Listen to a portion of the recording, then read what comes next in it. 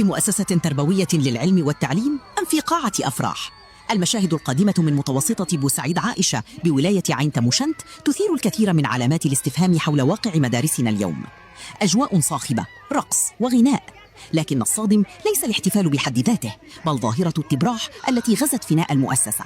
أموال تتطاير في الهواء وتسلم للمغني أمام أعين التلاميذ في مشهد لا يمت بصلة لقدسية الحرم المدرسي.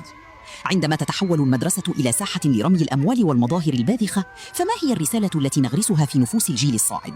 هل أصبح هذا السلوك جزءاً من التطور الذي يجب أن نواكبه؟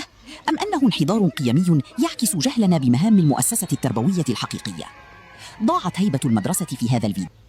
شفتوا علاه ديما نهاجم المؤسسة التربوية عامة والأساتذة خاصة؟ هذا ويالي الهول، التبراح وشطيح ورديح وغناء الكبريات في المؤسسة التربوية. وشفتوا هذه يا ناس، وتحوسوا التلميذ يخرج متعلم ومتربي في يوم العلم، كسبوا بندير والتبريح والمديرة والأساتذة والتلاميذ يعودوا في الغناء حافظين وعن ظهر قلب.